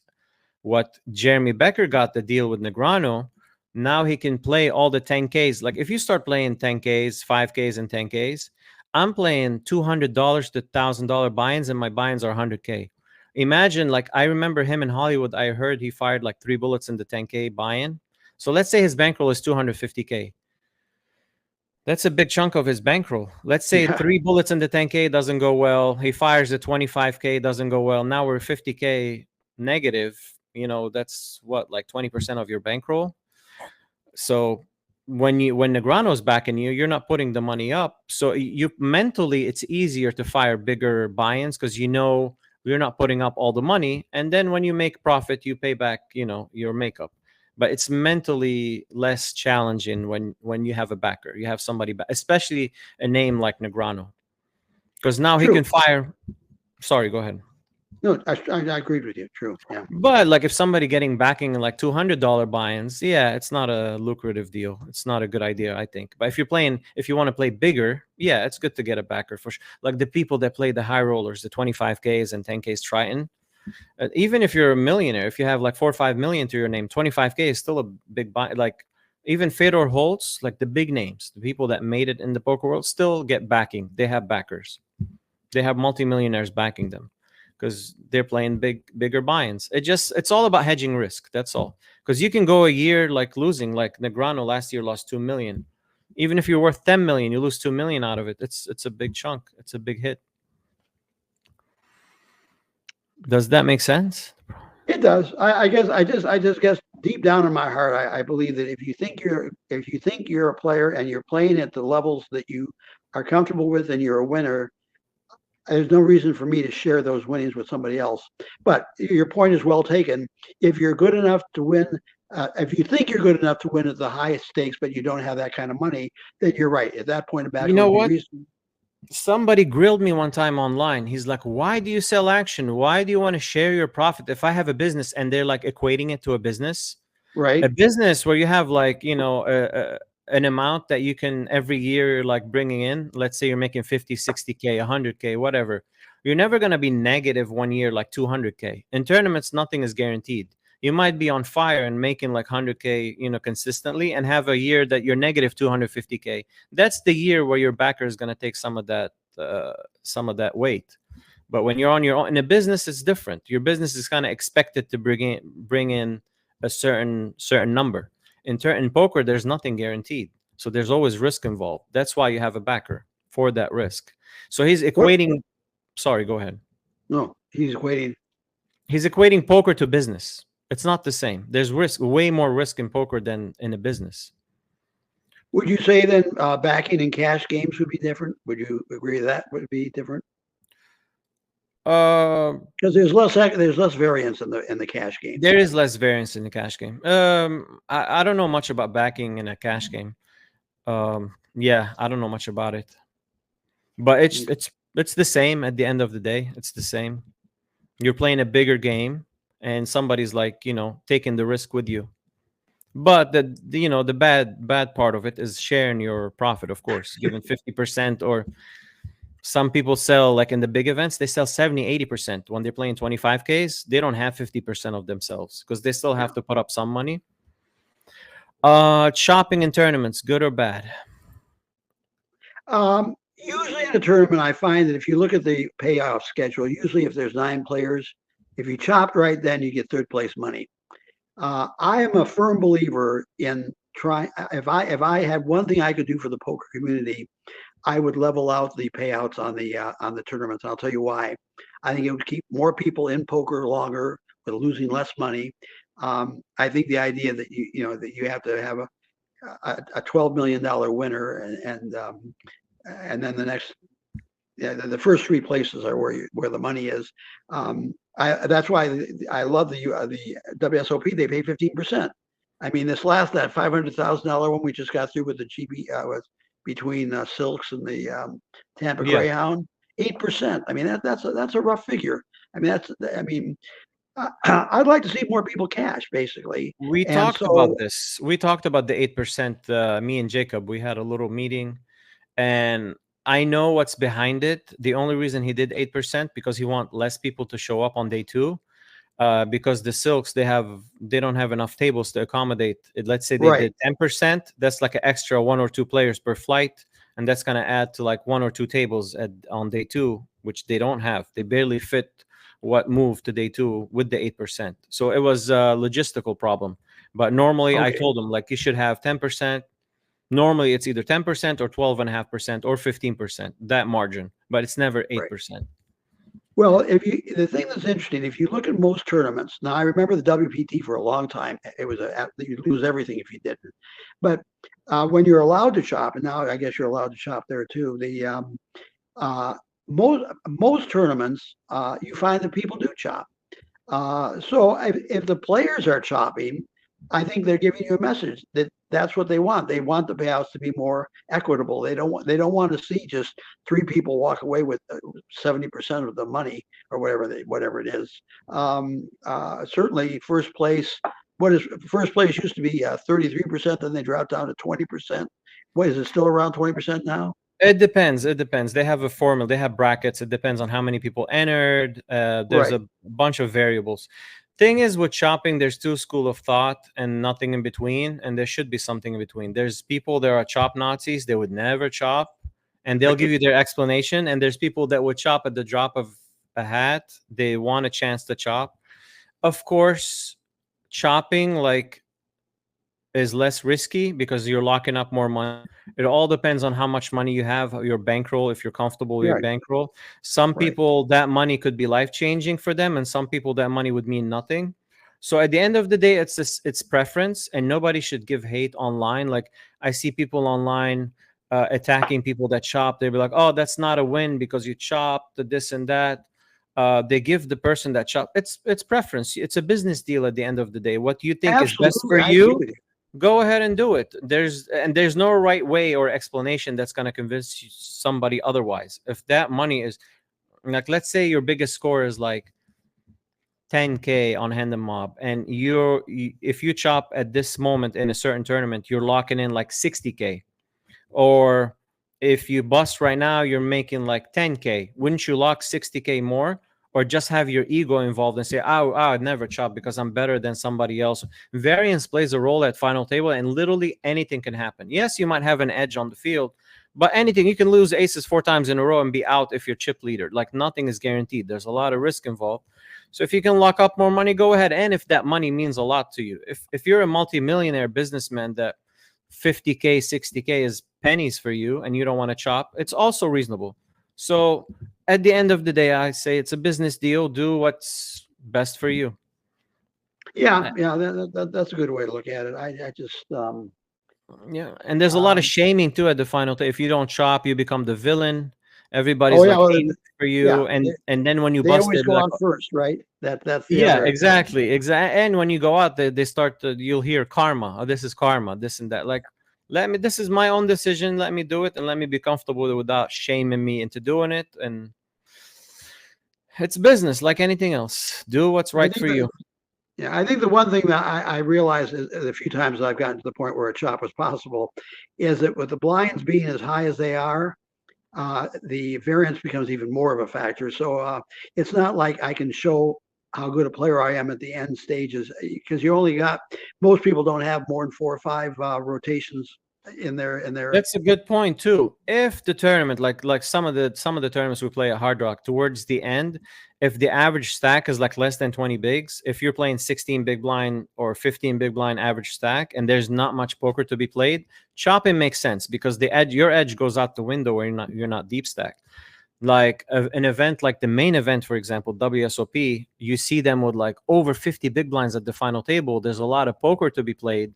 So not chopping. Actually, WSOP, they don't let you chop. You have to play to the end. There's no bargaining. I don't think you can chop WSOP main event, correct? Or any WSOP. I know they used to actually work out the tax implications. I think, I don't know about the main event, but I believe, I'll have to check this. I believe in the past, at least with some of the events, they definitely, they don't discourage it, and they will actually distribute the money with the tax, with the, because they get a tax slip form. And yeah. Duckman, what's your favorite poker hand and why? My favorite poker hand is deuces, and that's why they call me the Duckman. So anytime I get 2 deuces, I bring out the duck horn and it's ready to go. As a matter of fact, I have people going around and asking me to blow the horn every time they win with deuces now. Cash games or tournaments? Both. And as a matter of fact, I've actually seen people play deuces because I'm at the table, which of course is statistically a bad decision. But as they say, deuces never loses. But I've certainly lost. The hardest thing I have to do as a poker player is blow the whistle for somebody who's beaten me with deuces. Oh, you do it either when you win and you lose. Yeah. Oh, yeah. It's only fair. I mean, if somebody can beat me with deuces, more power to them. Yeah. Keep it balanced. Biggest bluff you've ever pulled off?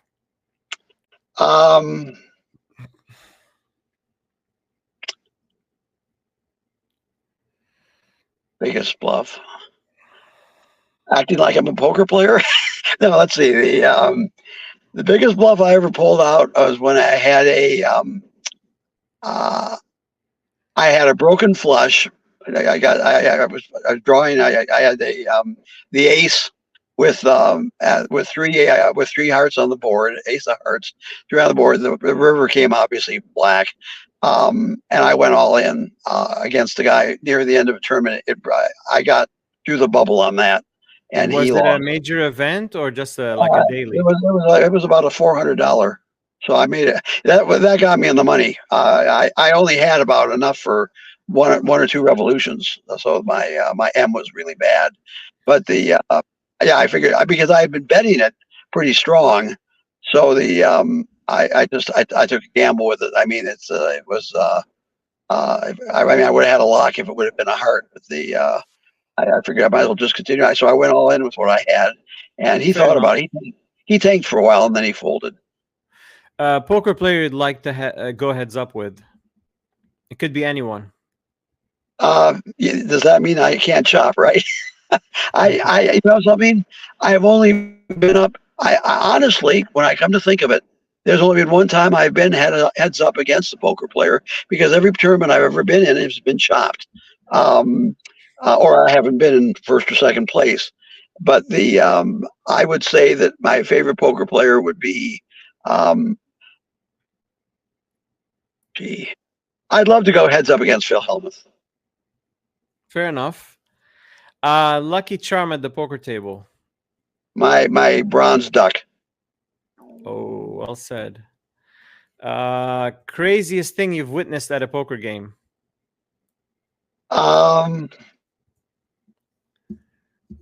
Besides the hands?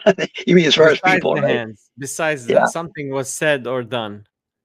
Well, I saw probably it was a two-part thing. A person at the poker table said something. They got into a fight and went out in the parking lot, and the guy got shot.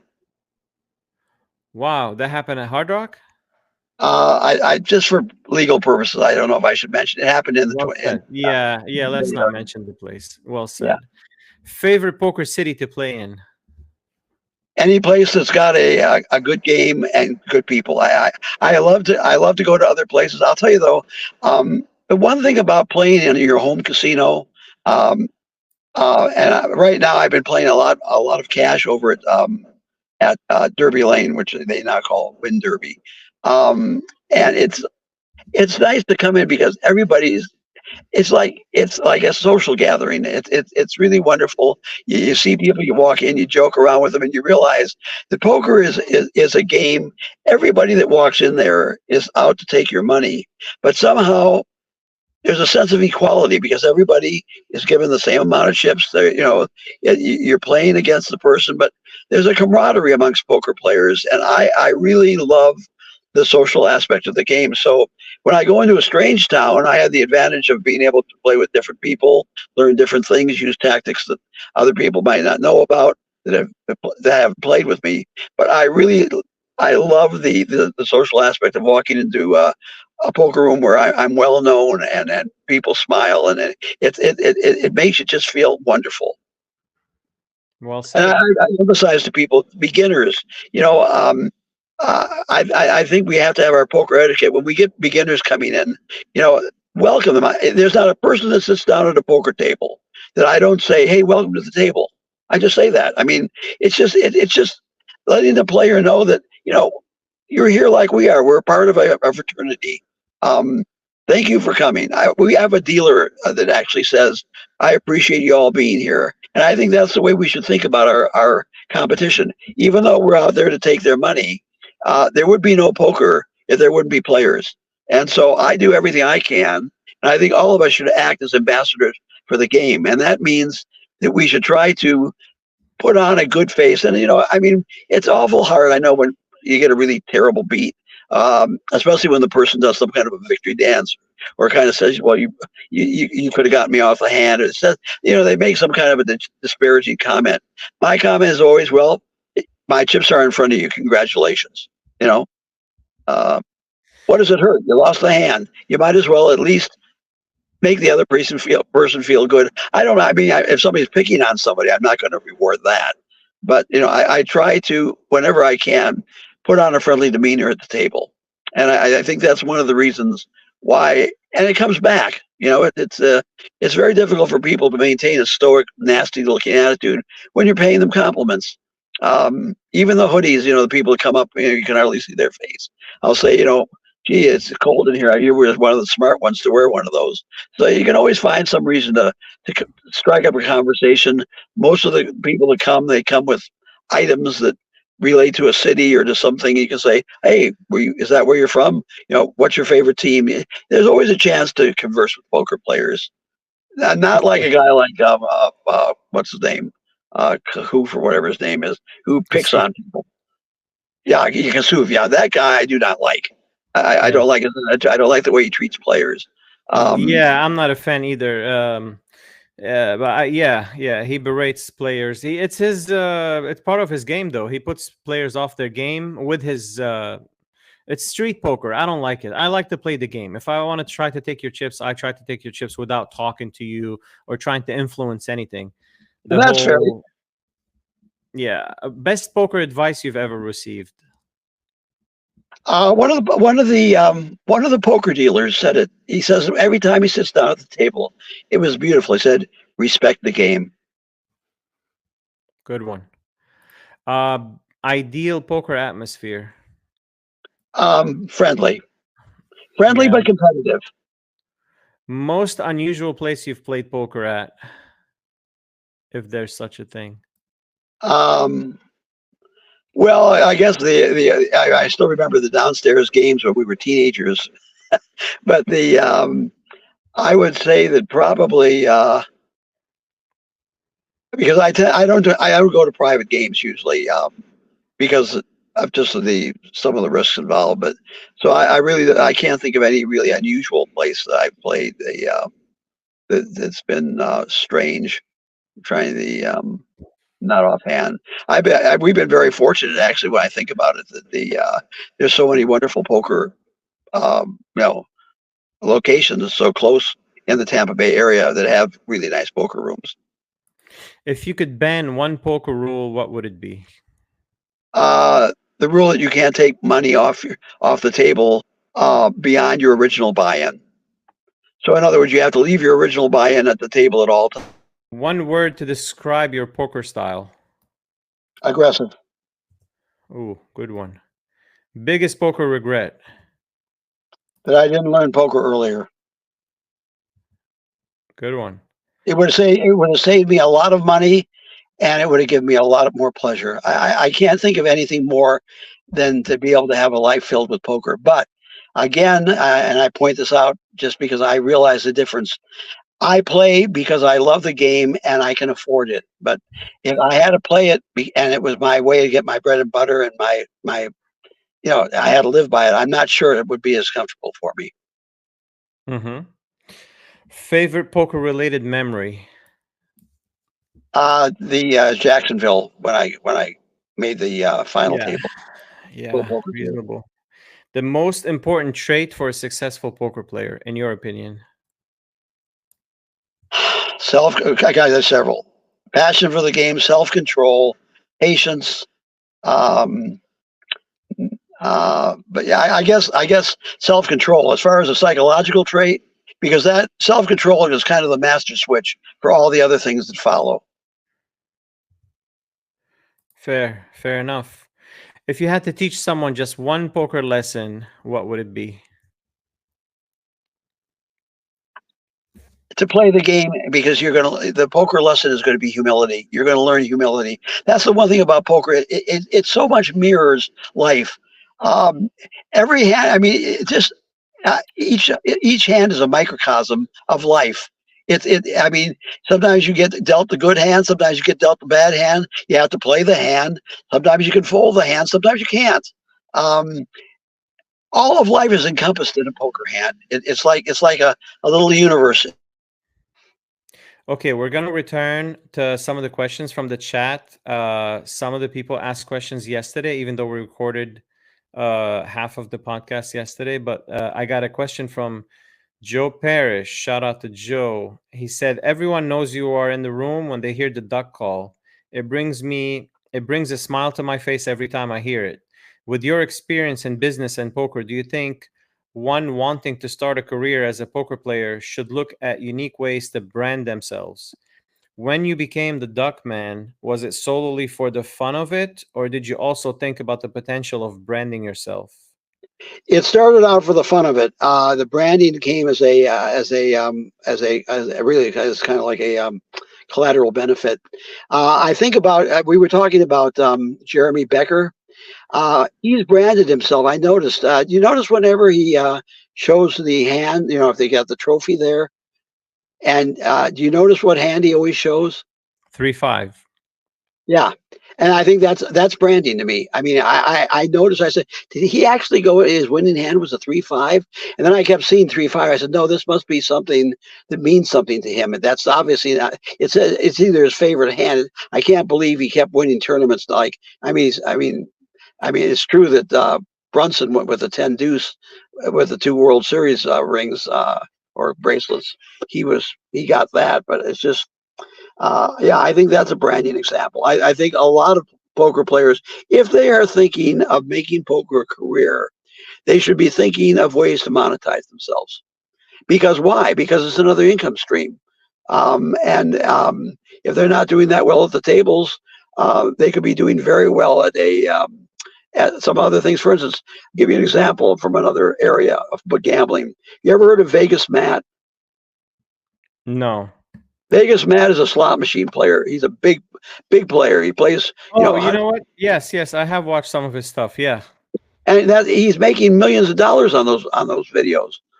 I mean, slot. They have a big following for sure. Yeah, they have people sending money.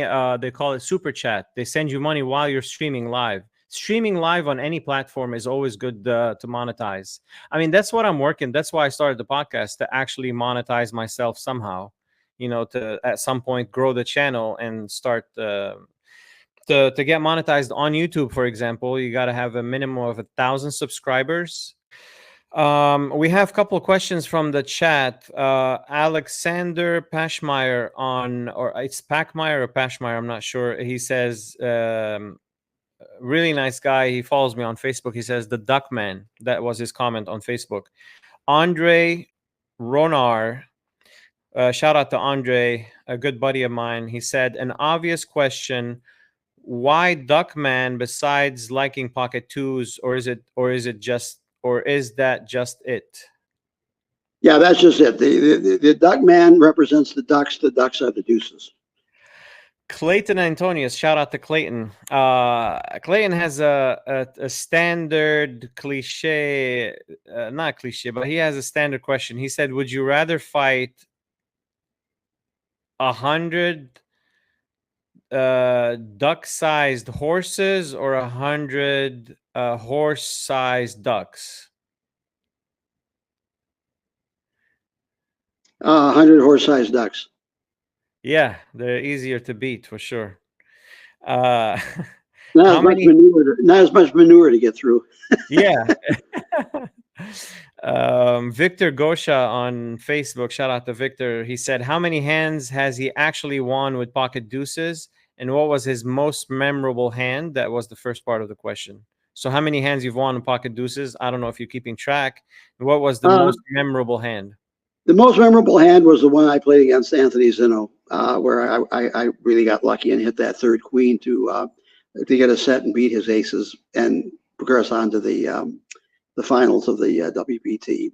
And then of course the gracious way in which Anthony Zino handled it. That to me was, I mean, I'll remember that as long as I'll remember anything. And that's why I'm talking about how poker players can make a real a difference in a person's life.